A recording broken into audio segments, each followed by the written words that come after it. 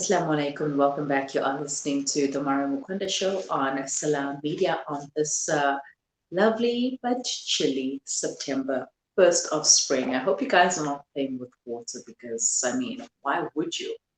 Anyways, it's time for the hit list, and today the hit list features Asma Elbadawi, a Sudanese-British spoken word poet, activist, basketball player, and a coach. She is known to have petitioned and succeeded in convincing the International Basketball Association, FIBA, to remove a ban on hijab and religious headwear in the professional sport. And that she is joining me on the line right now, all the way from the UK. Assalamu alaikum rahmatullahi wa barakatuh, Asma. Alaikum salam. Thanks so much for having me on. Alhamdulillah, it's a pleasure to have you. All right, so tell us about your journey in basketball. When did it all begin? So I actually started off as a netball player and I played netball all throughout high school. But I went to a Muslim girls' school, so when I moved from my city to another city, I just automatically stopped playing sport because I felt like I'd never seen anyone on the TV that wore a hijab and was playing sport, and I felt that my parents wouldn't want me to play sports in mixed environments. So I stopped playing sports altogether for 2 years, and it was really boring and like not a fun time for me. So I thought, okay, let me try a sport, and it turned out to be basketball. And after that year, I spoke to my parents about how they felt about me continuing playing sports until I don't need to, until I can't play anymore. And they were so enthusiastic about it. My dad was like, yeah, go get your coaching qualifications, do something with this. And that was about 12 years ago. And, I'm still playing, alhamdulillah. MashaAllah. Now I know what you mean when you say that you've been playing sports for a while, and then as you go into college and you stop playing because it feels like there's no place for you as a Muslim woman. Like, I want to play sport, but how am I going to do this? How am I going to be covered and still play sport? What am I going to wear? Because there's so much challenges that Muslim women have to face when it comes to playing sports professionally. And has sports always been a part of your life? Yeah, it was a part of my life ever since I was a child, like my dad and brother would play sports outside. I would join them. I don't have any sisters, so I would always join in with their games. And at school, at secondary school, I was always in the sports teams and I just enjoyed it so much. That's why I just kept continuing to play. And even on the street, everyone would get together. There would be us versus the other neighbors, and we would do full tournaments, like who's gonna win? Let's see who's gonna win the championship type of thing. So yeah, it's always been part of my life. Alhamdulillah. Let's talk about your arts and activism and women empowerment. How do you balance all of that with your basketball and coaching? It was much more easy to do when I was at university because everything was managed for me because I studied arts as well. So I would do my creative work and then I'd obviously have my trainings in place. It was a lot harder to balance that once I'd left school and education because in women's sports, there's not as much money in it compared to men's sports. So for me, predominantly, my earning comes more from my creative work. So sometimes that has to take priority over the other work. But I've just come to a balance now, especially just before the campaign started and before I accepted being part of it. I decided that, this campaign is for the girls who are younger than me. It might not necessarily impact me in a way where I can play professionally, but moving forward, I will still continue playing even if it's just as a hobby. So from then on, I've still played, but now I think because I've been doing it for so long now, it's a lot more easier to manage because I know what days I'm working, I know what days the trainings are, and then I can just work my way around that. But I've also started playing jiu-jitsu because I felt like basketball the trainings were always set in place, and I can't really move my life around that. And because I'm someone who really still wants to join in sports and continue playing, I felt like this other sport allows me to basically work with myself and train by myself at my own pace. So it gives me the time to, if I miss a training, for example, because I'm traveling, there's another training throughout the week that I can make. So that's how I kind of try to balance it, basically. Okay, mashallah. Were there any challenges you faced in your journey, especially with basketball?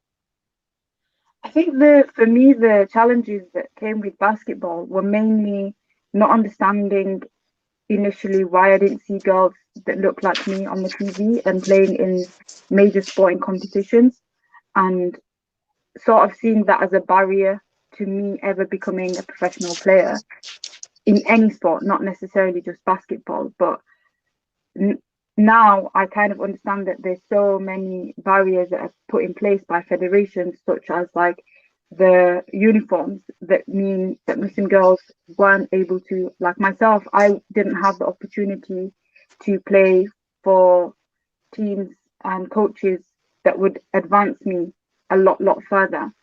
And now I think younger girls have that opportunity. And so that's what it was for me, that challenge of getting myself kind of, well, not getting myself, but understanding that, okay, this was a barrier before, it's no longer a barrier, but you keep playing sport. It doesn't matter. I'm really getting confused with what I'm trying to say, sorry. But it's too early in UK. But yeah, I think for me the biggest barrier internally is understanding that I'm still an athlete, even if I'm not playing in a professional sense, and I can still make a change on the ground in sort of local leagues, that kind of thing, by being visible on social media, being visible on in the different communities that I go in and work in as a coach, and just kind of understanding that you don't have to necessarily be at the professional level to make a change in your community. And I think initially I felt like I couldn't make a change because actually I'm not playing professionally. I'm not on the WNBA. I'm not being seen by a global audience. And because of that, I shouldn't be using my voice. You need to use your voice to make a difference. And speaking about using your voice, how did you use it to raise awareness about Muslim women in sport and to have this petition with FIBA? So I was actually invited to be part of the campaign by Indira, and she was a basketball player. She was playing professionally. She took her hijab off, and after that, she couldn't play. So I was part of a group of women, and I always want to remind people I didn't do this by myself. It was a group of women that got together who believed in the same thing, that were all Muslim, all playing sport, especially basketball, who felt like the rules needed to be changed so that we can be included. So all of us together, we started the petition. We campaigned locally and internationally in our different areas in wherever we live. Like I live in the UK, and I was also campaigning in Sudan. Other girls that lived in, for example, Istanbul, were campaigning there and online. And we just kept using our voice more and more and more, and made sure that we got louder and louder as a collective until they heard us and basically, alhamdulillah, changed the rules. Alhamdulillah. And social media is a powerful tool that can be used to change. Well, it's revolutionary. People are using it right now to make the necessary changes. Now, when it comes to being a Muslim woman, earlier on you mentioned about girls that look like you. You did not see any girls that look like you. You know, being a Muslim, being black, being a covered. Do you think that Muslim women are not given a fair chance at anything? I think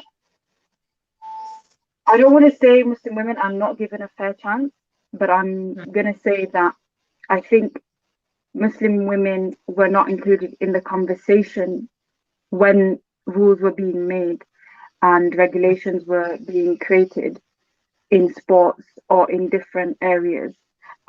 If you don't include people in the conversation, then you don't know what their barriers are and what their religious sort of understanding of, for example, clothing, and the things that they believe in and their values. So if you don't understand this, you're going to create a sort of sports game or a environment where you're gonna not include Muslim women and they're not going to feel comfortable in those spaces. So I think that's what has been the issue. We haven't been included in those spaces so that we can actually make sure that these barriers are not in place, so that a lot of us Muslim girls can actually succeed in whatever field that we want to succeed in. Mm-hmm. And when it comes to local sporting brands, do you think that they are just using the Muslim women as an image to sell their products, or do they really care about their Muslim clientele? I think it depends on the actual brand itself. A lot of brands do a lot more work internally that doesn't necessarily, translate onto the screen. So Mhm. a lot of more internal work. But in general, I can't really comment on that because I think you really need to know the brand and who they're working with. For example, I was with Adidas for a long time. I felt really good working with them. There was a lot of things that we did internally that didn't necessarily translate uh, onto the screen straight away, but Mhm. lots of conversation, this kind of thing. And so it really, really depends on the brand and their goal. But it's also the person who's working with them. For example, if it's me, if it's another person who needs to kind of make sure that they understand what Muslim women need. Because if we don't voice ourselves and tell them what girls like us need, then it's always just going to be about selling, um, and not necessarily what we want to gain out of that. It's a difficult question. It's touchy subjects. All right. Tell us about your awards. You've won quite a few awards, but most recently in 2019, you won the Rising Star in Sport Awards at the British Muslim Awards. Tell us about that, and how did you feel receiving such recognition? um, it's strange for me because I obviously, like everyone else, it's an honor to receive awards like this, and um it's great for your CV kind of thing. So I'm really happy that I got them. I wasn't expecting to get them because there was some incredible other candidates that were shortlisted. So I didn't think that I would get that. But for me, I think the awards are great, but I want to do more than just receive an award and just sit down and feel like my work is done. So those awards are amazing. They encourage me to keep doing the work that I'm doing. But I also have to remind myself, like, just because you've been awarded something doesn't mean, your work stops there and you've achieved everything that you want to achieve. Mhm. The hijab has been banned in some European countries, and I remember once having a discussion with a student based in the UK as well. How do you feel about the hijab ban and, having to deal with Islamophobes? I think it's really difficult from where we're standing as Muslim girls because we know why we wear the hijab and we understand that, other people are not going to agree with our hijab, but it's you feel like we're in a time in where people should actually understand and respect everyone's differences, but for some reason we're still not, and we're still seeing as a threat, even though I feel like we've proved ourselves in everything. We've in the sports field, in the business field, in every single field, we've shown, look, we're human just like you guys. So can you not just accept us the way that we are? But I feel like there's still so much education that needs to be done, in terms of these countries and the people who still have views that Muslims are, inclined to, I don't know, crazy type behavior. Um, so there is a lot of education that needs to be done around that. Is it necessarily us that have to educate them? I'm not really sure. Or is it them that have to sit down and actually start acknowledging that, look, you need to understand Muslim women, you need to understand religions, you need to stop watching the media and make your own mind up about different things that are happening in the world. You can't get all your information from, TV. So that's kind of like how I stand with it. Of course, it really frustrates me and it really upsets me that it's 2020 and we're still having conversations that are surrounded by basically racism and Islamophobia and all these different things. And I think that by now we'd be over that and we'd be more inclusive of everyone. And policing women and what they should wear, what women should not wear. I mean, like, just allow us to wear our hijab freely and walk around the road freely. I mean, there is absolutely nothing wrong with this. It's just it's part of who you are. Now, if you have to remove your hijab just because a law has said that you can't wear your hijab, it's sort of like taking away a piece of you. Anyways, with regards to women empowerment, how do you empower young women and young girls? I try to use my voice in every way that I know how to use it. So with my background in creative art, I try to talk about things that I feel like myself and the girls that I know and women that I've never met before um, go through. So I try to basically include a little bit of me in these stories, because I feel like people learn better through storytelling. So, for example, I wrote a play last year that involved three young girls that played basketball, and each one had her own issue in the house. And throughout the play, you got to know these different girls and their struggles. But at the end of it, each girl had achieved something. And so I try to tell stories like that that show that, whatever you're going through in your life, there is a light at the end of the tunnel.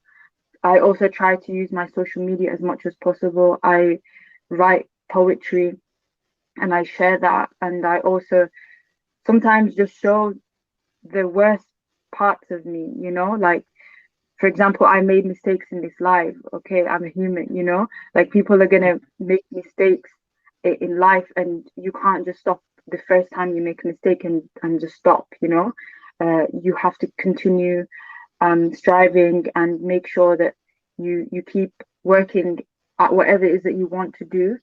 And also that, there's people around you that will support you.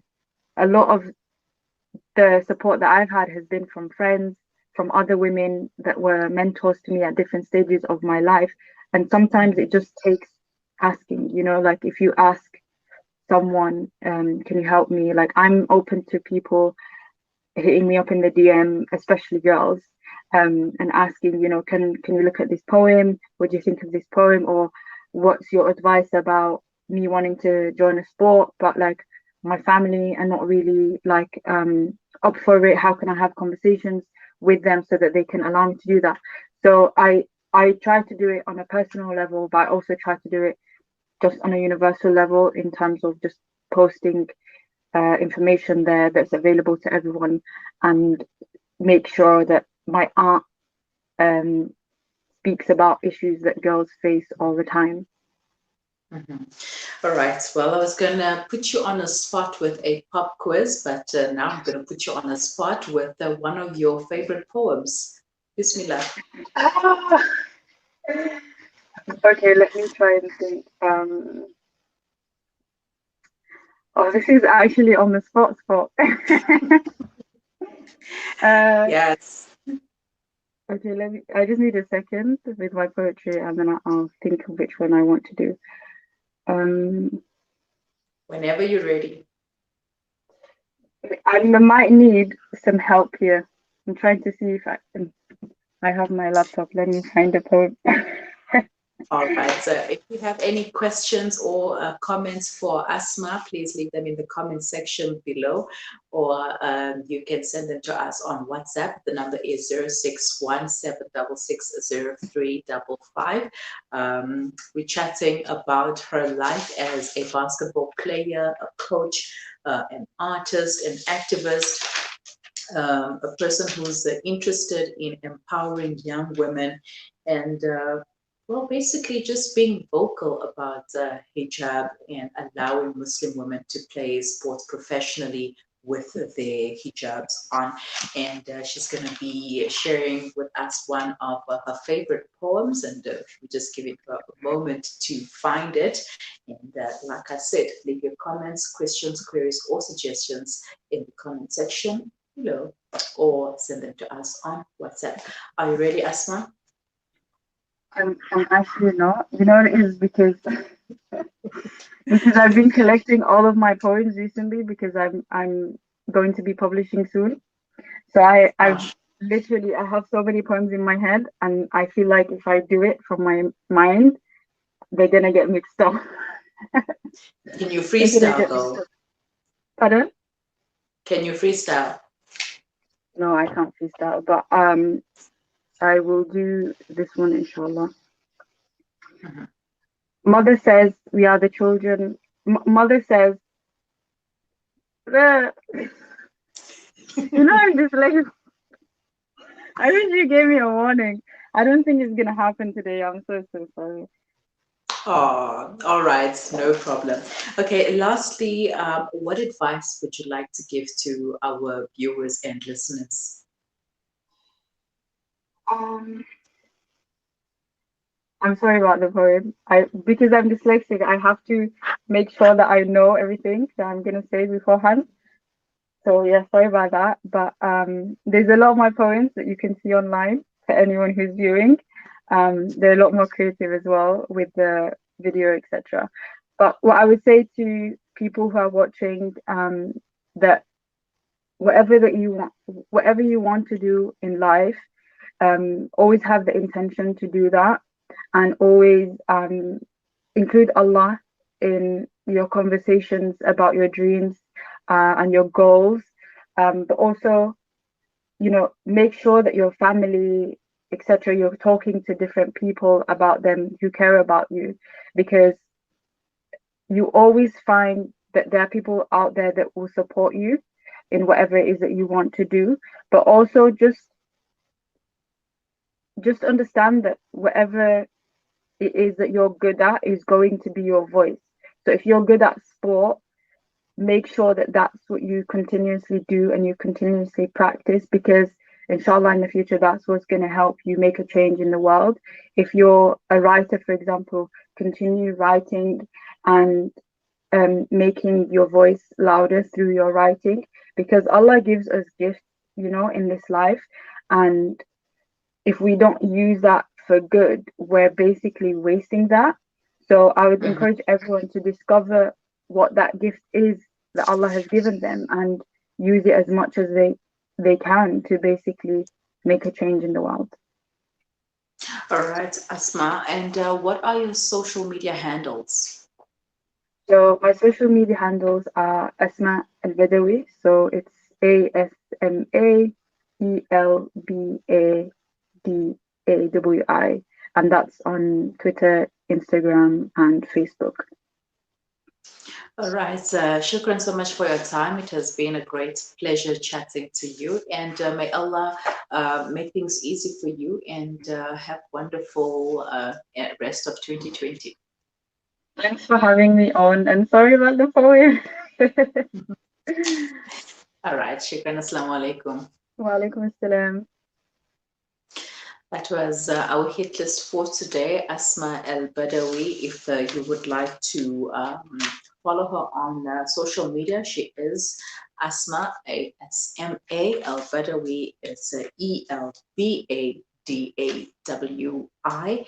She is on Facebook, Twitter, and Instagram, a Sudanese-British spoken word poet, activist, basketball player, and a coach. And she is doing the things out there when it comes to Muslim women, covered Muslim women in sports. Also, if you have any further comments or questions for her, please leave them in the comment section or send them to us on WhatsApp. The number is 061 766 0355. That was our hit list for today, Asma Elbadawi. Do stay with us. We will be right back after the break.